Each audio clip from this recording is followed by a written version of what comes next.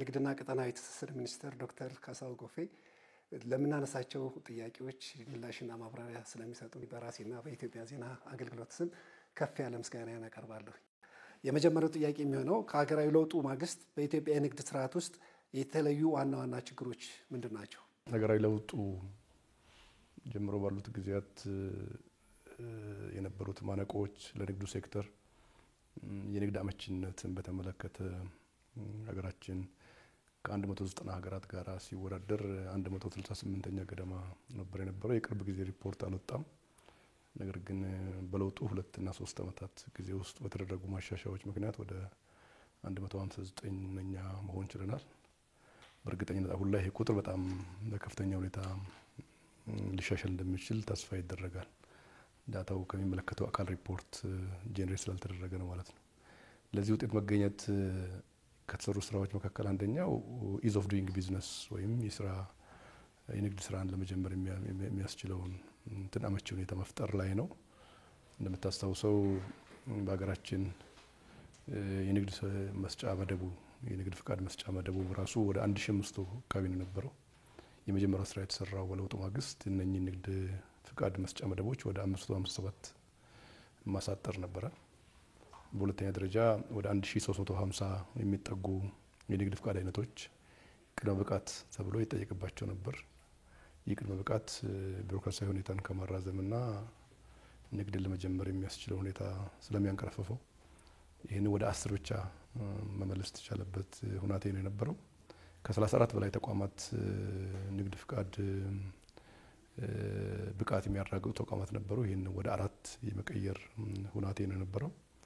ይህን በማድረግ እንግዲህ ለውጡ የንግድ ፍቃድ መውሰድ የሚባለው ጉዳይ ሰው ከቤቱ ሳይነሳ በምሬት የሚያስታውሰው ሳይሆን ቤቱ ቁጭ ብሎ ግልጋሎት ወደሚያገኝበት ኦቲአርኤልኤስ ወይም ኦንላይን ትሬድ ሬጂስትሬሽን ላይሰንሲንግ ሲስተም የሚባል አፕሊኬሽን ለምቶ በአሁኑ ጊዜ በአብዛኛው ከ90% በላይ ግልጋሎት በኦንላይን የሚሰጥበት ሁኔታ ተፈጥሯል። የዚህ ኦንላይን አፈጻጸም ያየን እንደሆነ 2014 ላይ 7800 ገደማ ብቻ ፍቃድ ነው በኦንላይን የተሰጠው። ዘንድሮ ባለፉት 8 ወራት ብቻ 2.5 ሚሊዮን የንግዱ ማህበረሰብ በኦንላይን አማካኝነት ግልጋሎት ማግኘት ችለዋል። አምና እንኳን ሙሉ ዓመት አገልግሎት ሰጥተን 2.4 ሚሊዮን ነበር በ12 ወር ያስመዘገብነው። አሁን በ8 ወር 2.5 ሚሊዮን ደርሰናል። ዘንድሮ ከ3 ሚሊዮን በላይ የንግዱ ማህበረሰብ በዚህ ግልጋሎት ያገኛል። ቀጣይ በጀት ዓመት ምናልባትም 100% ግልጋሎቱ ባክ ኦፊስ ግልጋሎት የሚቆምበትና ሙሉ ነገር በሞባይል ስልክ አገልግሎቱን ማግኘት የሚችልበት ሁኔታ ይፈጠራል ተብሎ ይታሰባል። ስለዚህ ሀገራዊ ለውጡ ለንግድ ከባቢ ምቹ መደላደል የመፍጠር የንግዱ ማህበረሰብ ወደ ንግድ ለመግባት ቅድመ ሁኔታ ያልበዛበት ፕሮሰሶችም ጭምር የሚቀንሱበት ሁኔታ ነው ያለው። 11 አካባቢ ፕሮሲጀርስ ነበሩ ንግድ ፍቃድ ለማውጣት፣ አሁን ወደ 4 ቀንሰዋል። ይሄን ወደ 2 ለመመለስ ዝግጅት ማድረግ ላይ እንገኛለን። እነኚህ ነገሩ ነበሩ። በአማካይ ወደ 32 ቀን አንድ ንግድ ፍቃድ ለማውጣት ጊዜ ወስድ ነበረ። አሁን ላይ ወደ 7 አምጥተናል። 7 ቀን በአማካይ። ይሄ ኦንላይኑም ሳይሆን ኦንላይኑ ለደቂቃዎች ጉዳይ ነው። ከኦንላይን ውጪ የሚሰጥ ግልጋሎትም ስላለ ነው። በአብዛኛው እሱ ማኑዋል ኤሌክትሪሲቲ የሌለበት ኢንተርኔት የሌለበት ከባቢ ላይ ነው ይሄ የሚሆነው። የ7 ቀኑንም ወደ 4 ቀን ለመመለስ ደግሞ በርብርብ በመስራት ላይ እንገኛለን። ችግሮችን ለመፍታት እንደ መንግስት የተቀመጡ ስትራቴጂና አቅጣጫዎችስ እንዴት ተተገበሩ? የመጀመሪያው ጉዳይ ነባሩን አሰራር የመፈተሽ ነው የነበረው። በሁሉም በሀገር ውስጥ ንግዱም በውጭ ንግዱም በጥራት ማረጋገጡም በአጠቃላይ በሁሉም ረገድ ምን እድሎች አሉ፣ ምን ፈተናዎች አሉ የሚለውን የመለየት ነው የለውጡ አካሄድ። የለውጡ አካሄድ በሁሉም በኢኮኖሚም በፖለቲካም በማህበራዊም የተቀመጠው አቅጣጫ የመደመር ሳቢያችን 3 አንጓዎች አሉት። ትናንት የምንመለከትበት በነጽር በራሱ ትናንት እዳም እንዳም አለበት ብሎ የሚረዳ እንጂ ትናንትና እዳ ብቻ ነው የነበረው የሚል ሳይሆን ትናንት ባይኖር ዛሬ የለም። ትናንትና ውስጥ ያሉ ጠንካራ ጎኖችን ማስቀጠል አንደኛው። ሁለተኛ ትናንት ውስጥ የተስተዋሉ እጥረቶችን ያለምንም ርህራሄ ታግሎ ማስተካከልና በድምር ውጤቱ ነገ የምናስባትን የበለጸገች ኢትዮጵያ ለመፍጠር የሚደረገው ርብርብ ማሳለጥ ብለን የጀመርነው። ስለዚህ የንግድ ኤንቫይሮንመንት ወይም የንግድ ከባቢ በዚህ ቅኝት ነው የተቃኘው። ምን መስተካከል መሻሻል የሚገባቸው ጉዳዮች አሉ የሚለው ሲለይ የውጭ ንግድ ብዝሃነት፣ ተወዳዳሪነት ላይ ያሉ ችግሮች፣ ጥራት ማረጋገጥ፣ ከዓለም ጋር የሚጣጣም እና የሚግባባ ኢኮኖሚያዊ ውህደት መፍጠር የሚያስችሉ ጉዳዮች ላይ የነበሩ ባክሎጎች ሁሉ ታይተው ተፈትሸው እነዚህ ችግሮች እንዲታረሙ ማድረግ የቻለ ነው። ስለዚህ የለውጡ መንግስት በአብዮት ትናንት ያለ ነገር ሁሉ ይውደም ሳይሆን ትናንት ካሉ ነገሮች የሚወሰዱ ለነገ ብልጽግና ጉዟችን ሊያግዙ የሚችሉ እርሾ ሆኖ የሚያገለግሉ ጉዳዮችን የበለጠ አሻሽሎና አዳብሯቸው ነው ያስቀጥለው። ንግድ ፍቃድ ለማውጣት ያለው የጣጣና ፈተና ብዛት እነኚህም ማቅለል የሚሉ ጉዳዮች በሰፊው ስለተሰራበት ውጤት መጥተዋል ማለት ነው። ስለዚህ ችግሮች የሚፈቱበት ፕራግማቲክ በሆነ ሁኔታ የሚታይ እንጂ አቋም የሚወሰድባቸው ጉዳዮች አይደሉም። ዛሬ መስተካከል የሌሉባቸው ጉዳዮች አሉ። 7 ዓመት ራሱ እኮ ወጥ አይደለም። 7 ዓመት ራሱ በክፍል ስትከፍለው የመጀመሪያው 2 ዓመት ከዛ በኋላ ያሉት አመታት እና አሁን የመፈጸም የማስፈጸም የማድረግ አቅም ከጊዜ ወደ ጊዜ እየዳበረ መጥቷል። አሁን እንደ መንግስት ያለን የማድረግ የመፈጸም አቅም ትናንት ተራራ መስሎ የሚታዩ ጉዳዮች ዛሬ በትንሹ ሶልቭ የምናደርጋቸው ችግሮች ናቸው። ችግር ፈታት ላይ እየዳበረ የመጣ አቅም ከጊዜ ወደ ጊዜ እየጎለበተ የመጣ የማድረግና የመከወን አቅም ተሻሽሏል ብሎ መውሰድ ይቻላል። በንግድ ስርዓት ውስጥ አርቲፊሻል የዋጋ ንረትና ህገወጥ ደላሎች ህዝብን ካማረሩ ጉዳዮች ዋናዎቹ ናቸው። ይህን ችግር በዘላቂነት ለመፍታት ምን አይነት ስራዎች ተከናውነዋል? አንዱ የለየነው ጉዳይ የኑሮ ውድነትና በተለይ ከመሰረታዊ ሸቀጥ አቅርቦት ጋር የተያያዘ የምንከተለው የፖሊሲ አቅጣጫ ፍላጎት መር ነው የነበረው። ፍላጎት መር ማለት ነው ፍላጎት ሊያባብሱ የሚችሉ ጉዳዮችን ላይ ትኩረት ይደረጋል እንጂ አቅርቦት ማሳደግ ላይ ትኩረት ሰጥቶ ሲሰራ አልነበረም። ገበያ በአቅርቦትና በፍላጎት ይመራል ሲባል እኛ የወሰንነው የፍላጎቱን ፓርት ነው እንጂ አቅርቦቱ ላይ የሚሰራበት አልነበረም።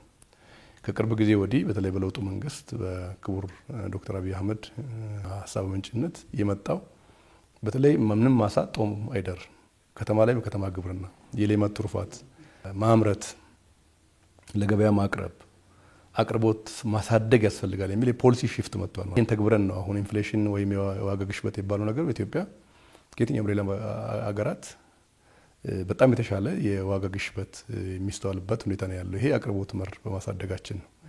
የሆነ ሆኖ በዲሲፕሊን ያልታነጹ ነጋዴዎች የሆነ አጋጣሚ ተጠቅሞ ባለመጣ ቁጥር አቅርቦት በሚያንስበትና ፍላጎት በሚኖርበት ወቅት ሆርድ በማድረግ ምርት በማከማቸት እና ገበያ ላይ እጥረት እንዲፈጠር በማድረግ ዋጋ ሲጨምሩ ይስተዋላል። ይሄንን ኦልሞስት ባለፉት 7 ዓመታት ሲሰራ ከነበረው የሚልቅ ቀደም ያልኩት የማድረግ አቅም ጋር አስተናስለን ያየን እንደሆነ ባለፈው ሐምሌ ወር የማክሮ ኢኮኖሚ ማሻሻያው የውጭ ምንዛሪ ተመን ማሻሻያ ከተደረገበት ጊዜ ጀምሮ ሊያጋጥም የሚችለውን የዋጋ ንረት ለመቆጣጠር ሰፋፊ ስራዎች ተሰርተዋል። ከ9.2 ሚሊዮን በላይ ሸማችና የንግዱ ማህበረሰብ እንዲወያይ አጠቃላይ ንግድ ሀሳቢ ላይ ግንዛቤ እንዲወስድ ተደርጓል። ይሄ ስራ የተሰራው ከታች እስከ ላይ ነው ማለት እስከ ፌደራል ድረስ። ሁለተኛ ወደ 109,000 በላይ ነጋዴዎች ላይ እርምጃ ተወስደዋል። ይሄ እርምጃ ከቃል ማስታወቂያ እስከ እስራት ድረስ ነው። 1056 አካባቢ ነጋዴዎች በእስራት እንዲቀጡ ሁሉ ነው የተደረገው። እነኛም ሜጀሮች በመውሰድ ሰው ሰራሽ የዋጋ ጭማሮ እንዳይኖር ተገቢውን ቁጥጥር ከመስራት ጎን ለጎን በአቅርቦት በኩል ያለው ሁኔታ ደግሞ ይበልጥ እንዲሻሻል ተደርጓል። ነጋዴው ለሀገር ልማት በጣም ወሳኝ ነው። ያለ ንግዱ ማህበረሰብ አስተዋጽኦና ተሳትፎ የሚያድግ ሀገር የሚበለጽግ ሀገር ሊኖር አይችልም። በትክክል የሚሰራውን ያህል ደግሞ የሚያበላሽ ነጋዴ ያለ የሚያበላሽውን እየቀጡ በትክክል የሚሰራውን እያተጉ በድምር ውጤቱ የንግዱን ከባቢ ውጤታማ ለማድረግ ሰፋፊ ስራዎች በመከናወን ላይ ይገኛሉ። ባለፉት 8-9 ወራት በጣም ተአምራዊ ስራ ነው የተሰራው በዚህ ረገድ ብሎ መውሰድ ይቻላል። ከነዳጅ ግብይት ጋር ተያይዞ ምርት መደበቅ፣ አርቲፊሻል እጥረት በመፍጠር በስፋት ይነሳል። ይህን ችግር ከምንጩ ለማድረግ ምን አይነት መፍትሄዎች ተተግብረዋል? ነዳጅን በተመለከተ ነዳጅ ችግር 3 ዋና ችግሮች ናቸው። በደንብ ሊሰመርባቸው የሚገቡ ጉዳዮች። የመጀመሪያው ጉዳይ ከነዳጅ አንጻር የአቅርቦት ችግር ነው። አቅርቦት ላይ በሚታሰበው ልክ ነዳጅ መቅረብ ላይ ችግር አለ። ይሄ ጉዳይ ዝርዝር አድርጎ ለማየት ያክል በተለይ የአቅርቦት ችግር የሚስተዋልበት ከቤንዚን የሚባለው ምርት ጋር ነው። ናፍጣ ላይ ብዛም የአቅርቦት ችግር የለም። የቤንዚን አቅርቦት ችግር መንግስት ስላልገዛ አይደለም። መንግስት 4.4 ቢሊዮን እና ከዛ በላይ ዶላር እየመደበ ይገዛል። ነገር ግን እዚህ ጋር አካባቢ የሚስተዋለው ችግር ምንድነው? ከዚህ ፊት እንደምታስታውሱት 80% የሀገሪቱ ቤንዚን ፍላጎት ይገባ የነበረው በፖርት ሱዳን አካባቢ ባጋጠመው የጸጥታ መታወክ ምክንያት ሲዘጋ 20% የኢትዮጵያ ፍላጎት ለመሸከም የተዘጋጀው የጅቡቲ ተርሚናል 100% ቤንዚን ወደ ማቅረብ ተሸጋገረ ማለት ነው። ስለዚህ እኛ ተሽከርካሪዎች በአንድ ጊዜ ገብቶ የሚቀዳው ቦቴ እዛ አካባቢ ካለው የመቅጃ ማነስ ጋር ተያይዞ 3 ቦቴዎች ናቸው። 3 ቦቴ በአንድ ጊዜ ገብቶ ምርት በሚያወጣበት ሁኔታ ብዙ የቤንዚን አቅርቦት ሊመጣ አልቻለም። ያም መቅጃው አንዳንድ ጊዜ ሊኬጅ እየፈጠረ ችግር አለ ማለት ነው። ሁለተኛው ከነዳጅ ጋር ያለው ችግር የፍላጎት መጨመር ነው። የነዳጅ ፍላጎት መጨመር ነው። ጄኔሬተሮች፣ ፓምፖች መስኖ የሚጠቀሙባቸው ከጊዜ ወደ ጊዜ እየጨመሩ የሚገቡበት ባጃጅ እንደ ገፍ የሚገባበት ሁኔታ የሀገሪቱ የነዳጅ ፍላጎት የጨመረበት ሁኔታ አለ። ሶስተኛው ሞስት ፕሮባብሊ ትክክለኛው ችግር የዋጋው ችግር ነው። የዋጋው መቀነስ በራሱ የፈጠረው ችግር አለ። ህገወጥነት። የኛ የነዳጅ ዋጋ አሁን ላይ መንግስት ከድጎማ አልወጣም፣ እየደጎመ ነው ያለው። በናፍጣ 110 አልደረሰም፣ 107 108 ብር ገደማ ነው። በቤንዚን 112 አካባቢ ነው ያለው። ይሄ ዋጋ ከአካባቢ ዋጋዎች ሁሉ ያነሰ ነው። በዶላር የወሰን እንደሆነ 0.78 ዶላር ነው እኛ ይሸጥን ያለ ነው። ጅቡቲ እኛ እንግዲህ ከጅቡቲ ነው የምንቀዳው። ቅድም እንዳልኩ ጅቡቲ ትራንስፖርት ሳይጨምርበት 1.4 ዶላር ነው 1 ሊትር። ኬንያ ከዛ በላይ ቁጥር፣ ታንዛኒያም ከዛ በላይ ቁጥር ነው ያለው። ስለዚህ የኛ ምርት ወደ ውጭ የሚወጣበትን በኮንትሮባንድ እድሎች ነበሩ። አሁን ግን የሀገር ውስጥ እጥረት ቅድም አለ ያልኩትን ተከትሎ አንዳንድ ቦታዎች ላይ ቤንዚን ዋጋ ይሄን ያህል ደርሷል፣ 400 ደርሷል፣ 300 ደርሷል የተባለው እጥረቱ ላይ ተጨማሪ አርቲፊሻል እጥረት በመፍጠር ገበያ በማስራብ የሚደረግ ህገወጥነት ነው። እዚህ ላይ ኮምጨጭ ያለ እርምጃዎች ተወስደዋል። በጣም ሰፋፊ እርምጃዎች ተወስደዋል። ከ56 በላይ ማደያዎች ተዘግተዋል። አሁንም የሚቀጥል ነው የሚሆነው። ኩባንያዎች ከዚህ በኋላ በእስራትም እንዲቀጡም ጭምር አዋጅ በፓርላማ በፈጠነ ሁኔታ አውጥተን ደንቡ ለሚኒስትሮች ምክር ቤት ለማቅረብ ርብርብ ማድረግ ላይ እንገኛለን። ከነዳጅ ጋር ያለው ችግር እነኚህን ጉዳዮች ኮምፕሬሄንሲቭሊ ማየት ያስፈልጋል ማለት ነው። ህገወጥነቱ አለ፣ አቅርቦት ማነሱ አለ፣ የፍላጎት መጨመሩ አለ ማለት ነው። ስለዚህ ይህንን ለመምራት ቅርብ ጊዜ መመሪያ ወጥቷል። መመሪያው በፍትህ ሚኒስቴር ተመዝግቦ ወጥቷል። መመሪያው በጣም ተጠያቂነት የሚያሰፍን ነው። ነዳጅ ላይ ማደያ ላይ የሚደረጉ ቁጥጥር እንደተጠበቀ ሆኖ ኩባንያዎች የሚጠበቅባቸውን ግዴታ እንዲወጡ ሰፋፊ ውይይትና ትምምን ፈጥረናል። ቅርብ ጊዜ ላይ ፕሮግረሶች አሉ። አሁን ላይ ባለፉት 7 ዓመታት የሸቀጦች ወጪ ንግድ በገቢም ሆነ በመጠን በፍጥነት እያደገ መጥቷል። የኢትዮጵያ ምርቶች የሚቀበሉ አማራጭ የገበያ መዳረሻዎች ከማስፋት አንጻር ምን ስራዎች ተሰርተዋል? ወጪ ንግድ ብዝሃነት እና ተወዳዳሪነትን በተመለከተ የመጀመሪያው ፋክት ስታብሊሽ ማድረግ የሚቻለው 7 ዓመቱን ስናወዳድረው ለውጥ መጥቷል ብቻ አይደለም። የመጣው ለውጥ እጅግ በጣም ከፍተኛ ለውጥ ነው የመጣው። 2010 የለውጡ የመጨረሻው አመት ላይ ከወጪ ንግድ የተገኘው ገቢ 2.6 ቢሊዮን አሜሪካን ዶላር ነው ሙሉ አመት። ባለፉት 8 ወራት 4.5 ቢሊዮን አሜሪካን ዶላር ደርሷል። ስለዚህ በ2.6 እና 4.5 ቢሊዮን ኦልሞስት ኒርሊ ሃፍ ሆኗል በ8 ወር። የአመቱ የምንጠብቀው ከ6 ቢሊዮን ዶላር በላይ ነው። የኢትዮጵያ ልክ ይህ አይደለም፣ ከዚህ በላይ ማደግ ነበረበት። ነገር ግን ኢኮኖሚያችን ለዓለም ክፍት ሳይሆን የቆየበት ሁኔታና ብዙ ማክሮ ኢኮኖሚ ማሻሻያዎች ባለመተግበራቸው ምክንያት ወጪ ንግዱ ከነበረበት መንገራገጭ ወጥቶ ወዳደገበት ደረጃ የገቢ ፍላጎትን ወደሚቀራረብበት ደረጃ እየመጣ ያለበት ተስፋ ሰጪ እምርታ ላይ ነው ያለው። ይሄ የመጣበት አንደኛ የወጪ ንግድ ተወዳዳሪነት ላይ የተሰራው ስራ ነው። የወጪ ንግድ ተወዳዳሪነት በዋጋ በጥራት በማምረት በተለይ በብዙ ምርቶች አምርተን ተወዳዳሪ መሆን የቻልነው።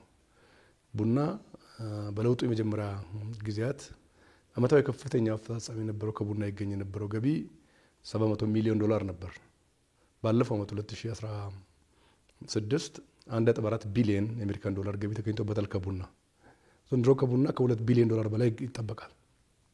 ይሄ የሆነበት ቡናን በአረንጓዴ አሻራ አማካይነት የቡና ዛፎች በመተከላቸው የቡና አምራችነት ደረጃችንም ከነበርንበት 5ኛ ደረጃ ወደ 3ኛ ደረጃ መጥተናል። አሁን ላይ ከብራዚልና ቪየትናም ቀጥሎ 3ኛው ትልቁ የቡና አምራች ሀገር ኢትዮጵያ ነች። በሚቀጥሉት 5 ዓመታት ጊዜ ውስጥ 2ኛው ትልቁ አምራች ሀገር እንሆናለን። ሀገር ውስጥ የተሰራ ስራ ነው የወጪ ንግድን ተወዳዳሪ የሚያደርገው። ከማምረት የሚነሳ ንግድ ስለሆነ የምንከተለው የንግድ ስትራቴጂ አንደኛው ጉዳይ እሱ መያዝ ጠቃሚ ነው የሚሆነው። ሁለተኛ የኛ ምርቶች የዴስቲኔሽን ኮንሰንትሬሽን ችግር ነበረባቸው። የመዳረሻ ገበያ ኮንሰንትሬት የማድረግ የተወሰነ ሀገር ብቻ ነበር ልክ የነበረው። አሁን ቡና ብዙ ሀገር ይደርሳል። አዳዲስ ገበያዎች የተከፈቱ እየመጡ ነው። አዳዲስ እድሎች እየመጡ ነው ያሉት። ኮንትሮባንድ ይነስ የሚብዛም እየቀነሰ ነው ያለው። ስለዚህ በህጋዊ ንግድ አማካኝነት የምናደርጋቸው ከዓለም ጋር የንግድ ግብይት እያደገ እየመጣ ነው ያለው። ይህ ሊያሰፉ የሚችሉ የአፍሪካ ነጻ ንግድ ቀጠና ትግበራ፣ የዓለም ንግድ ድርጅት አባልነት ድርድር የሚባሉ ጉዳዮች አዘ ኢንድ ኦፍ ዘ ዴይ የገበያ ድርድር ነው፣ የገበያ ማስፋት ነው። የኢትዮጵያ ምርት በህግ ወደሚመራበት ወደሚታወቅ እና ወደሚገመት የንግድ ከባቢ ማሻገር ያስፈልጋል። 6 ቢሊዮን ደርሰናል። ቀጣይ 8 ቢሊዮን ደርሳለን። ኢትዮጵያ ልክ 20-30 ቢሊዮን መድረስ ነበረብን። አሁን በጣም አምራች ሀገር ነን። ጂዲፒያችን በጣም ትልቅ ነው። ኤክስፖርቱ ጂዲፒ ሬሽዮ አሁን ላይ በጣም ዝቅተኛ ነው፣ 6% አይበልጥም። ይህ በጣም ቶሎ መሻሻል አለበት። ይሄን ለማድረግ በፍጥነት የአፍሪካ ነጻ ንግድ ቀጠና መተግበር አለብን። የዓለም ንግድ ድርጅት ድርድር መቋጨት አለብን። የሚገመትበት ፕሬዲክታብል የሆነ ማርኬት አክሰስ እና በህግ ወደሚመራ ሩል ጋይድድ የሆነ የገበያ እድል እና የገበያ ድርሻ ወደምንወስድበት አቅጣጫ መሻገር አለብን። ቀጣይ ጊዜ በተስፋም የተሞላ ነው። ካልተዘጋጀን ደግሞ በዛው ደረጃ ነው ብሎ መንግስት በጣም ፕሮአክቲቭ ሆኖ ሰፋፊ ስራዎች ያከናወነበት፣ በአንድ በኩል የገበያ ኢንፍራስትራክቸሩን የገበያ ቅድም እንዳልከው መዳረሻውን ማስፋት፣ በሌላ በኩል ግን ኤክስፖርቱ ራሱ ደግሞ የነገ ተስፋ ሳይሆን የዛሬ ወደሚበላ በገንዘብ የሚቆጠር ገቢ ለማድረግ መንግስት ሰፋፊ ርብርቦች በማድረግ ላይ ይገኛል ማለት ነው። የአፍሪካ ነጻ የንግድ ቀጠና ስምምነት ላይ ኢትዮጵያ ተጠቃሚ እንድትሆን ከወዲሁ ምን ዝግጅት ተደርጓል? ኢትዮጵያ እንግዲህ ከአፍሪካ ነጻ ንግድ ቀጠና ትግበራ ጋር ተያይዞ የመጀመሪያው ፈራሚ ሀገርም ነች። በአሁኑ ጊዜ የጉድስ ኦፈር ጸድቋል። የእቃዎች ኦፈር ያቀረብነው ጸድቆልናል። የሰርቪስ ኦፈራችን ሪቪው ይደረጋል በቅርቡ። ዞሮ ዞሮ የሙከራ ንግድ ለመጀመር የሚያስችል ዝግጅት አጠናቀናል። የሚቀረው ሚኒስትሮች ምክር ቤት የሚጸድቀው የታሪፍ ቡክ ነው። የታሪፍ ቡክ ማለት በጸደቀው የጉድስ ኦፈር አማካኝነት የጸደቀው ኤችኤስ ኮድ አማካኝነት የምርቶቹ እንትን መታተም አለበት ንግድ ለመጀመር። እሱ እንዳለቀ የታሪፍ ሃርሞናይዜሽን ኦልሞስት በመጠናቀቅ ላይ ይገኛል። ኢትዮጵያ በአጠረ ጊዜ ከተመረጡ ሀገራት ጋር የሙከራ ንግድ ትጀምራለች አፍሪካ ነጻ ንግድ ቀጠና ላይ። ስለዚህ በጣም ኢትዮጵያን ንግድ በተለይ ኢንትራ አፍሪካ ትሬድ የሚባለው አፍሪካኖች ከአፍሪካን ሀገራት ጋር የሚያደርጉት የውስጥ ንግድ 20% ዘለለ አይደለም፣ 80% አሁንም አውሮፓና ኤዥያ ነው እየላክን ያለ ነው። እንደ አፍሪካ ነጻ ንግድ ቀጠና አስተግባሪ እና አክቲቭ አባል የኛ ፍላጎትና መሻት በአፍሪካኖች መካከል የሚደረገው ንግድ ከተሳለጠ አንደኛ ከወጪ አንጻር ኮምፒቲቲቭ ያደርገናል። ብዙ ሀገራት ሩቅ ናቸው። በትራንስፖርት የሚበላውን ገንዘብ ባጠረ ሁኔታ ኤክስፖርት ማድረግ ይቻላል። አሁን የተጀማመሩ ጥሩ ውጤቶች አሉ። ለምሳሌ ጥራጥሬ ኤክስፖርት አንደኛው ፓኪስታን ነው እየላክን ያለ ነው፣ ጥራጥሬ ነው የወሰነ እንደሆነ። ሁለተኛው ህንድ ነው። ሶስተኛው ግን ኬንያ ነው። ወደ ኬንያ የምንልከው በጣም በመጠንም በቫሊዩም እየጨመረ እየመጣ ነው ያለው። ይህንን ማስቀጠል ነው። ከኬንያ ጋር ያለውን ወደ ታንዛኒያ መድገም ነው፣ ወደ ሳውዝ አፍሪካ መድገም ነው። አፍሪካ ላይ ሻምፒዮን አድርጋ መውጣት አለበት ኢትዮጵያ። አምስተኛ ግዙፍ ኢኮኖሚ ባለቤት ናት። አምስተኛ ግዙፍ ኢኮኖሚ ባለቤት ነን ብሎ ብቻ እንትን ማለት ሳይሆን እሱም በኤክስፖርት መድገም፣ ወደ ተለያዩ ሀገራት ምርት መላክ። ቡናችን አፍሪካ ላይ ለምንድን ነው አውሮፓ ደርሶ ተመልሶ አፍሪካ ሀገር የሚመጣው? ቀጥታ ወደ አፍሪካ ሀገራት ለምንድን ነው ማለከው የሚለው ጉዳይ ሰፋፊ ውይይቶች እያጫርን ያለ ነው። በአፍሪካ ነጻ ንግድ ቀጠና አማካኝነት ስንገባ ኢትዮጵያ በጣም በራስ የመታመን ስሜቷ ከምንም ጊዜ በላይ የጨመረ ነው። እሱ ደግሞ መነሻው የምርትና ምርታማነት ሀገር ሆነናል። ስንዴ ኤክስፖርት እናደርጋለን። ጥራጥሬ በጣም ኤክስፖርት እናደርጋለን። በብዙ ኤክስፖርታብል ፕሮዳክትስ ራንኪንግ ነን፣ አምራች ሀገር ነን። ይሄን ለራሳችን መልስ መንገር ያለብን ይመስለኛል። እኛ እንደ ብዙ አፍሪካ ሀገራት ኦፍኮርስ ተመጽዋች ነበርን። አንዱ የለውጡ መንግስት ከተመጽዋችነት ኢትዮጵያ ወጣ ኤክስፖርት ወደ ማድረግ የተሸጋገረችበት ሁኔታ ማሰብ ይቻላል። ባቄላ የወሰን እንደሆነ ከዓለም ሁለተኛው የባቄላ አምራች ሀገር ነን። ለግብጾች፣ ለሱዳን ባቄላ በከፍተኛ አማውንት ኤክስፖርት እያደረግን እንገኛለን። ምስር ከዓለም 6ኛው ትልቁ አምራች ሀገር ነን። በቦሎቄ ምርቶች ብዙ ናቸው። ቀይ ዥንጉርጉር፣ ነጭ ዥንጉርጉር፣ ቀይ ቦሎቄ፣ ነጭ ቦሎቄ፣ ጥቁር ቦሎቄ የሚባሉት በሁሉም ከአፍሪካ አንደኛ ነን። ይህ ማድረግ አቅም ያላት ሀገር ነች። በማዕድን አሁን እየመጣ ያለው ውጤት በጣም አስገራሚ ውጤት ነው። ዘንድሮ ከ2 ቢሊዮን ዶላር በላይ ከወርቅ ኤክስፖርት ገቢ እናገኛለን። ኢትዮጵያ የማዕድን ሀገር ናት።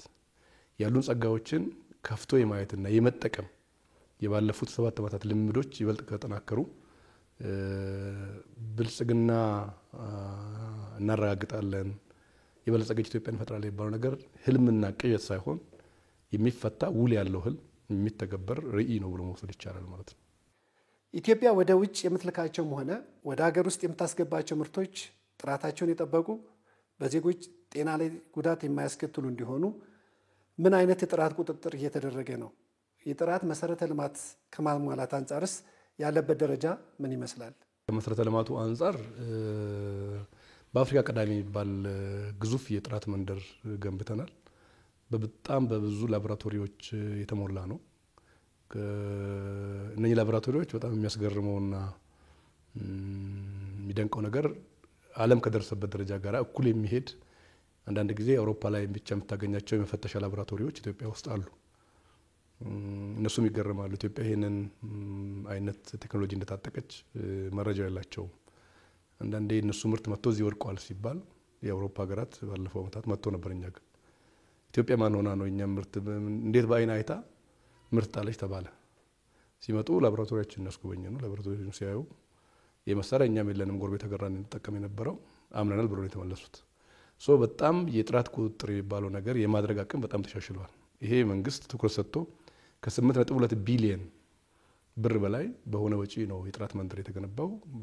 4 ተቋማት አሉ። የኢትዮጵያ ደረጃዎች ኢንስቲትዩት፣ የኢትዮጵያ ተስማሚነት አገልግሎት ድርጅት፣ የኢትዮጵያ ስራ ልክ ኢንስቲትዩት፣ የኢትዮጵያ አክሬዲቴሽን አገልግሎት የሚባሉ ተቋማት አሉ። የኢትዮጵያ ጨረራ ባለስልጣንም እዛ ገብቷል። አሁን ራዲሽን እነኚህ በድምር ስታያቸው ምርት እያደገ ነው፣ ምርታማነት እያደገ ነው። ቀጣይ ኤክስፖርት እናስባለን። የአፍሪካ በኤክስፖርት የሚታወቅ ሀገር አፍሪካ ላይ ቀዳሚ ሀገር መሆን እንፈልጋለን ከተባለ ይሄ ከጥራት ቁጥጥር ውጭ የሚታሰብ ጉዳይ አይደለም።